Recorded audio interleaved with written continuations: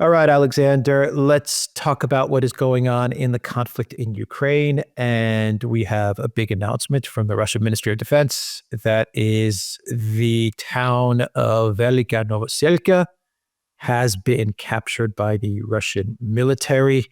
This is an important region. You will explain why this is an important region.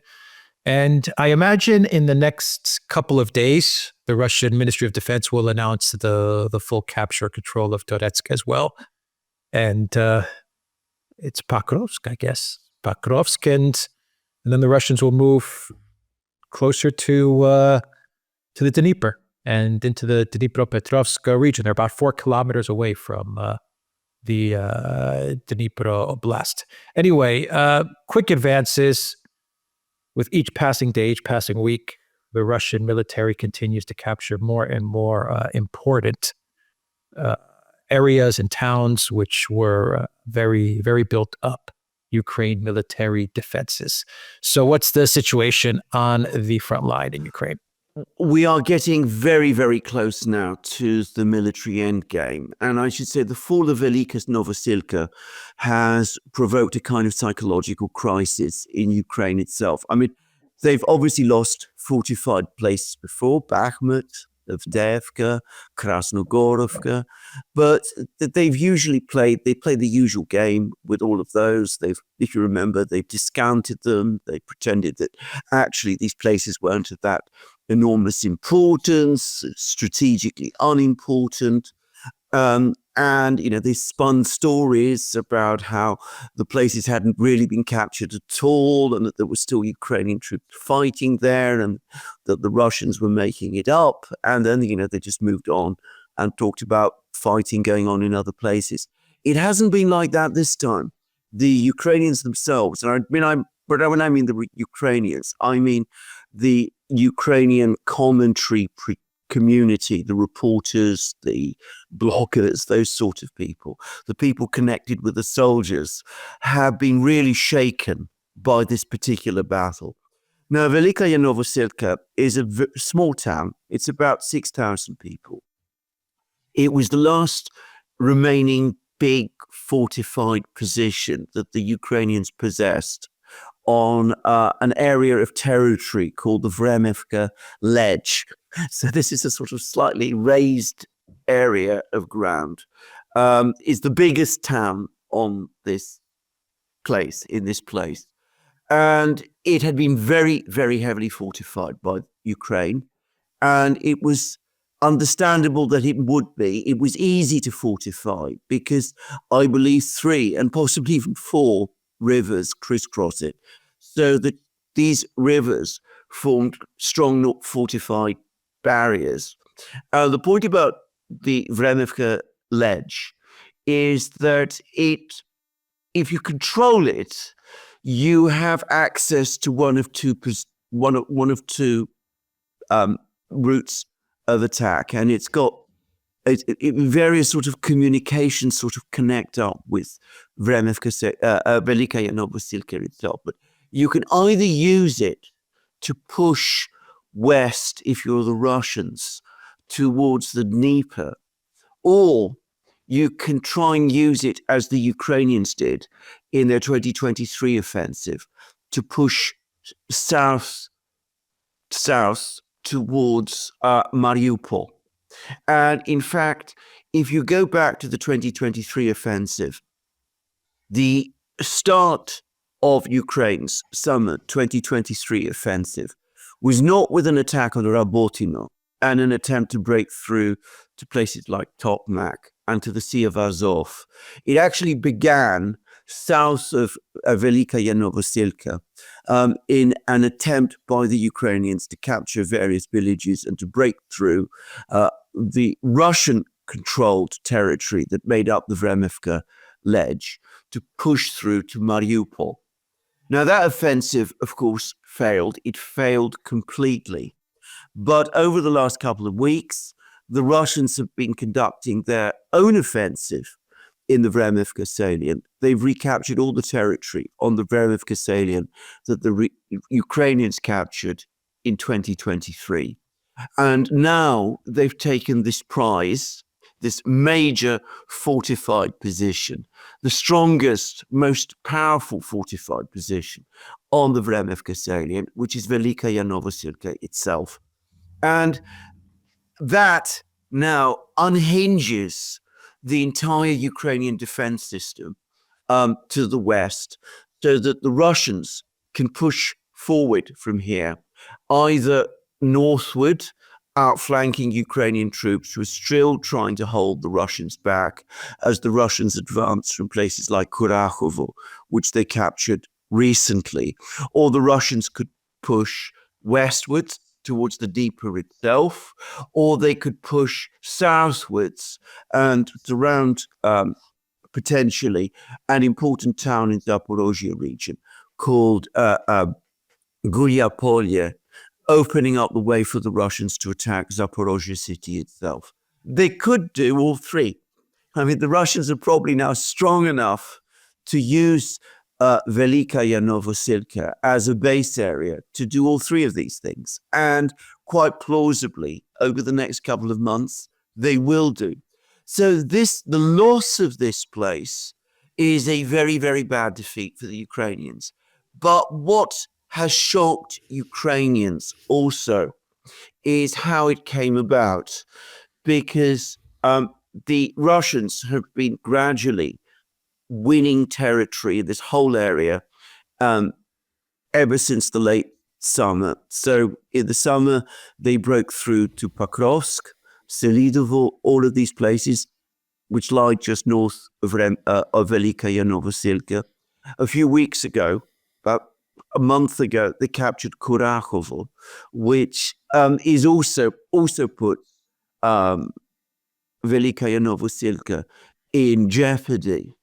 Back in October, they captured Ugleda, which is another big, strongly fortified Ukrainian position, a little to the southeast, which had also acted as a kind of advanced barrier, slowing Russian advances towards Velyka Novosilka. So the Russians were gradually converging on Velyka Novosilka. But when the actual battle for Velyka Novosilka began, this very strong fortified place, it collapsed within just a few days. The Ukrainians were not able to organize a strong resistance there. One of their best brigades, the 110th Brigade, was sacrificed trying to hold the Russians back in Velyka Novosilka. And to add to the sense of shock, when it became clear that Velyka Novosilka was about to fall, and that the Ukrainian troops in Velyka Novosilka were about to be surrounded, the Ukrainian High Command, in other words, Zelensky and Syrsky, did that which they always do, which is that they insisted that the men stand and fight to the bitterest end. And of course they did. In previous battles, before the final collapse, people have just taken decisions into their own hands and fled across the fields, escaping the ultimate, collapse.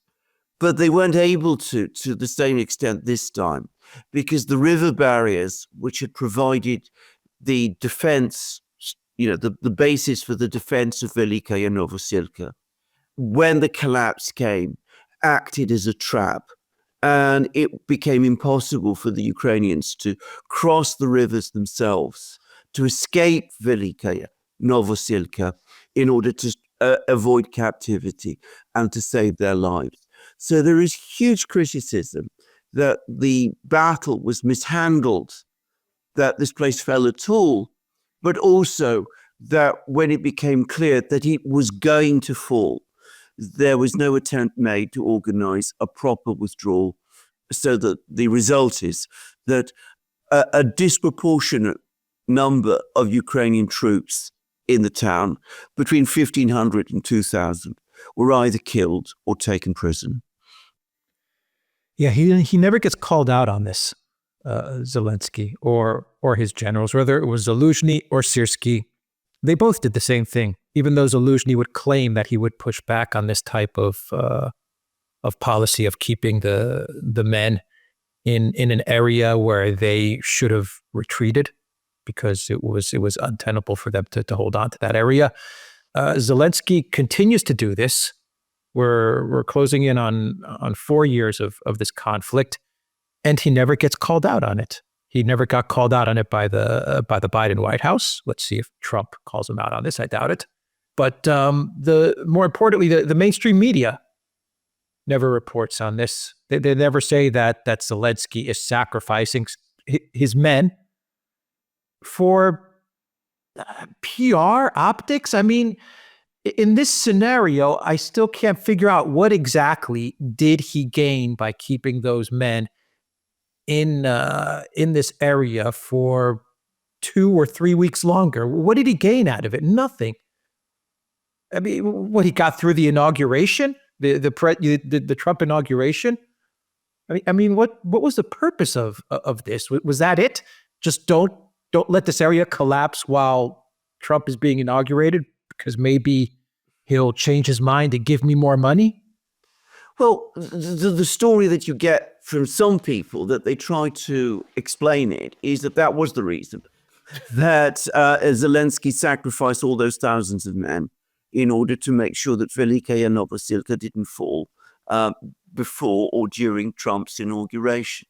That may be true, by the way. I mean, it may be the kind of answer. Madness. I know, it is madness. It may be the kind of answer that Zelensky himself is giving. It may be how he rationalizes and explains these bizarre decisions.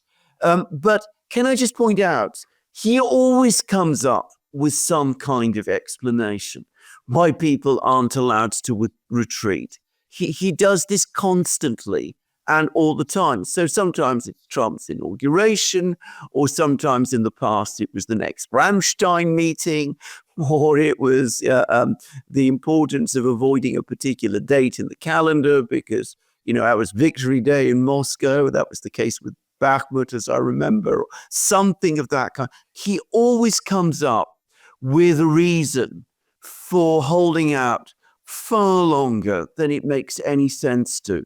And I have to say, I think fundamentally you're dealing here with a deeply ingrained psychological condition, which it seems none of the military people are prepared to challenge, which is that Zelensky cannot bear retreats. He's an amateur. He has no military background. The idea of retreating from Ukrainian-controlled ground is intolerable to him. And he seems to understand his role as the overall, commander-in-chief, as telling his commanders to keep fighting to the very last man, and nothing that happens, no advice that he's given can ever sway him. Now, I can, at a certain level, we're dealing with an amateur who approaches military matters in a completely amateur way.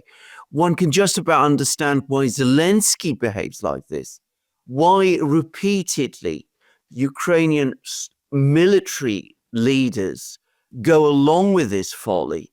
That is a perhaps even better question, but they always do. Why does the Pentagon go along with this? Or the Pentagon under Biden? Why does the UK, which I believe is not controversial to say now in 2025, that the UK is very much behind and involved with the Zelensky administration. They drive a lot of his policy. You could say the same about the EU, but I would say the UK and the Pentagon are very much involved with Ukraine, especially, I believe, especially with a lot of the military strategy and the tactics. How come they don't tell Zelensky retreat? I mean, don't they know better? Don't the generals in the Pentagon know better? Don't the generals in the UK military know better? Or have they given him the order in the past? Never retreat. Because this war is about territory, it is about land, and we cannot be seen as losing land, because that would destroy this media narrative that we've created in and around Ukraine? I mean, am I answering my own question? What are your You thoughts? are answering your own question, because I think that brings us directly to what has actually been happening. This is what happens when you create narratives and live inside them and demand that everybody else adhere to them. We've discussed this many times. Now, can I just say, what advice the Pentagon gives the Ukrainians, I suspect it is enormous and has been continuous, with people like General Milley in the past playing a very, very active role in planning operations. I mean, it's now increasingly looking as if Milley was far more deeply involved in the planning of the summer 2023 offensive, for example, than people had understood in the past. As for the British, it's now well known that they played an absolutely central role in organizing the debacle, the catastrophe that was the Krinky operation, when the Ukrainians tried to launch this D-Day type operation across the Dnieper, and it ended in total disaster. So I think a number of things to say. I think certainly with the British, and perhaps to some extent even with the Americans, there is a constant underestimation of the Russians. I think this is a major factor that plays out again and again and again. And I think they always assume that if they come up with plans, their plans are going to work simply because they're Western plans, just as there's still the assumption that Western equipment is better than Russian equipment. But there is the further factor, which is that there is politics comes into play. And I think that the media spin, which has been driven by governments, by the Defense Ministry in London, by the Department of Defense, and the various propaganda people of the Biden administration, if I can call them that, in Washington, is that Ukraine is holding its own. The Russians aren't able to gain that much territory. They're only able to advance, if at all, very slowly. They are suffering horrendous losses when they do advance. The Russians are suffering far bigger losses than the Ukrainians are. This has been a narrative that you find every day, repeated day after day, right across the media. I mean, at the moment, it's the Russians, yes, the Russians are advancing, but they're advancing very slowly, and they're suffering 3, 4, 5 times more losses than the Ukrainians are for every advance. Now, you can't sustain that if the Russians start taking territory fast. And the result is that almost obliges you to hold on to territory long beyond the point when it makes any sense to. Because if territory starts to fall to the Russians quickly, that entire narrative becomes discredited and starts to collapse. So unfortunately, I suspect what is happening is, in Zelensky's case, there is always this predisposition to cling on to territory for as long as possible, as an amateur's approach to war.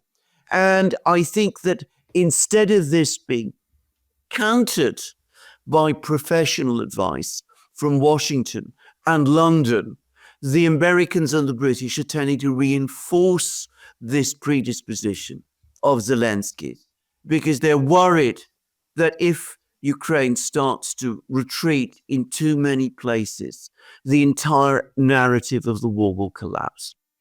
Eventually, reality's gonna surface. It's gonna catch up to all of these ridiculous narratives. Yeah. I remember the narrative about the 2023 counteroffensive. You're right. The thinking. It's amazing that they were thinking. It's still to this day I think about. I'm like, what were these people thinking about? That Russia would run away when the Ukraine military approached. That was how they would reach the Sea of Azov and encircle or get within firing range of Crimea. The Russian military would just run away at the sight of the NATO weapons and the Ukraine military. What kind of dumb thinking is this?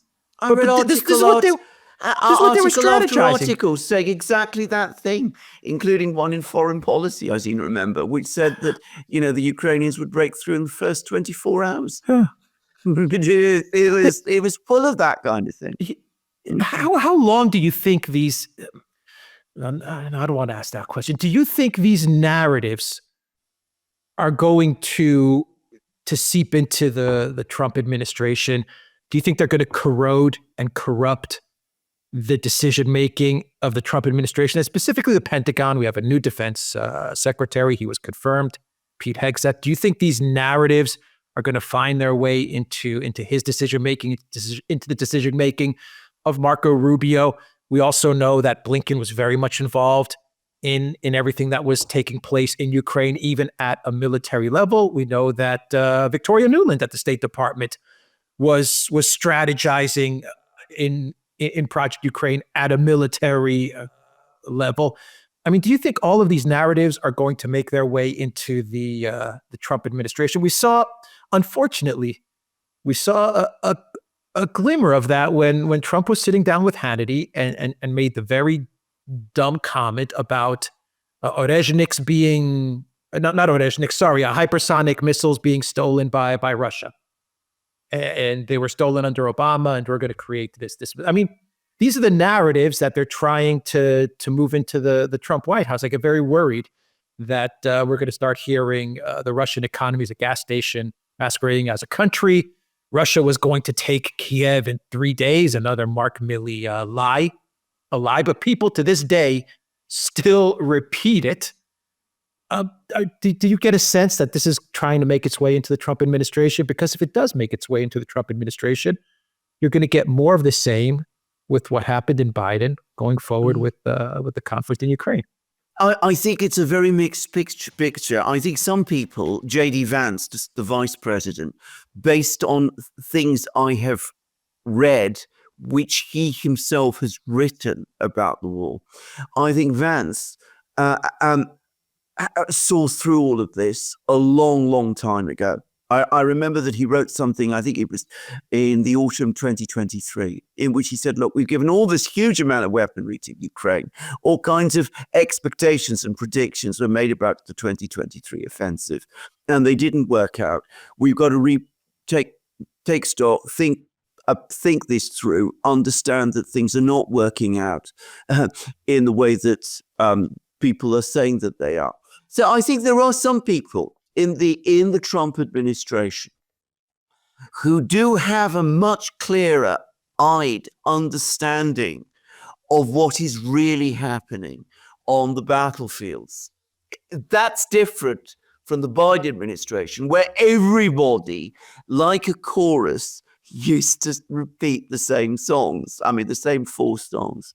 So there's more discordance within the Trump administration. But we've seen that Donald Trump himself has gone along with some of these narratives. On one level, he does believe, he does understand that this war is a slaughter, that tens of thousands of people are dying, that Ukraine is being devastated, that its cities are being destroyed, that its men are being killed, that this is a disaster, that it can't win back Eastern Ukraine, it's lost territories, or any of that kind of thing. I mean, he does seem to understand that, but he also seems to be going along with a lot of the other part of the narrative, that every Russian advance is paid for by the Russians with astronomical losses, which is crippling Russia, and that their economy is in crisis as a result of all of that. So I'm afraid a lot of this narrative is seeping through. It's going to depend very much on what the new people, Hegseth at the DOD, and of course Radcliffe at the CIA, and hopefully soon Tulsi Gabbard as DNI, whether they're able to start correcting these narratives. Now, just to say, there's apparently been a meeting in Kiev of people from the Rada, the Ukrainian parliament. And one person who is starting to say it as it is none other than Kirill Budanov. And he's apparently come along and said, look, if we don't get peace by the summer, Ukraine might not get through the year. We are on the brink, in other words. Now, he has been responsible for spinning many of the fairy tales up to now, but he at least finally is starting to say it as it is. Maybe with new people in charge in Washington of the various key departments. And as I said, with the vice president who's openly skeptical. And I mean, he's made no secret, Vance has made no secret of this. Maybe we will start to see the narrative finally challenged, head on. I would say one thing about Hegseth, about whom I know very little, by the way. I mean, I should say this straight away. But he has actually been a combat soldier. He's actually gone out in battles and he's fought and he's had the bullets, as he said, flying over his head. And he knows what it's like to be in action. And that does make me think that he's perhaps closer to the reality of actual war than the General Browns and the General Billies, the General Austins, and all of these people who have been running things in the Pentagon under Joe Biden. So I hope so. Anyway, I mean, let's hope so and see how it turns out. Yeah, Budanov. I know, it's incredible.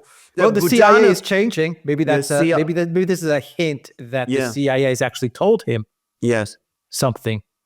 You know, we got a new CIA, so don't expect the same support that you had under Biden. I don't know.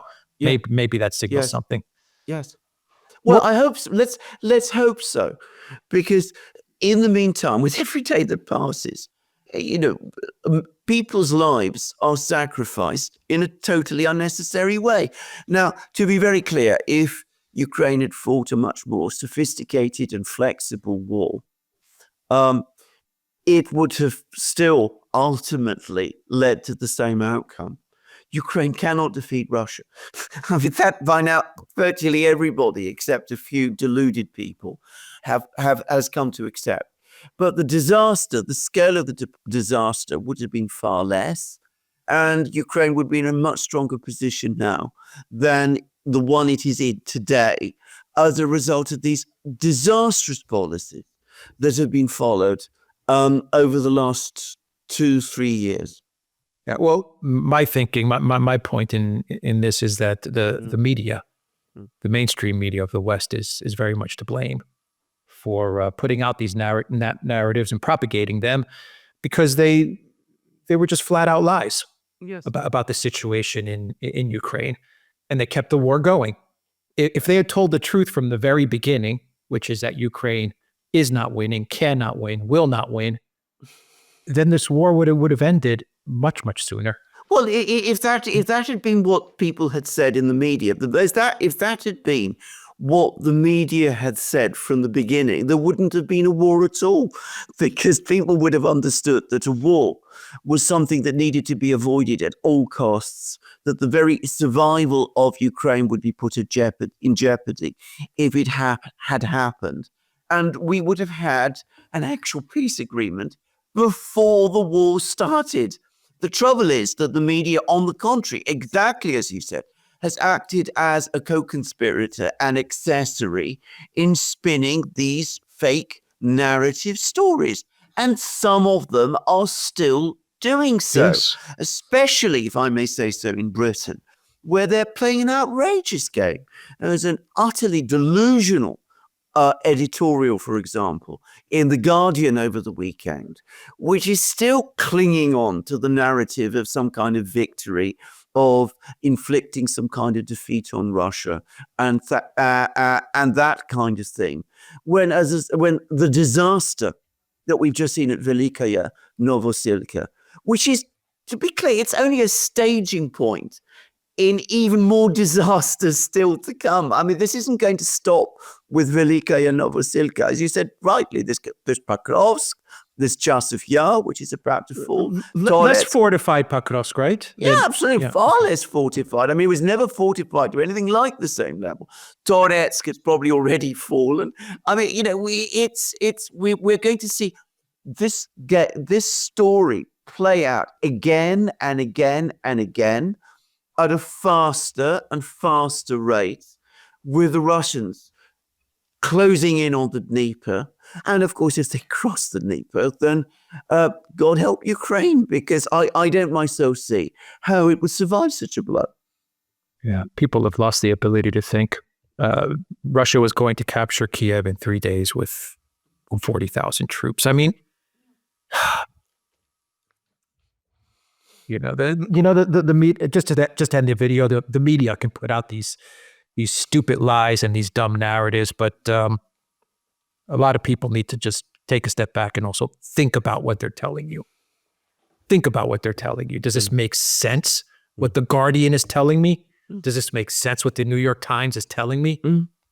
Doesn't make sense. It doesn't. Yeah. All right. We will end the video there. TheDuran.locals.com. We are on Rumble, Odyssey, BitChute, Telegram, Rockfin, X. Go to the Duran shop, pick up some merch like what we are wearing in this video update today. The link is in the description box down below. Take care.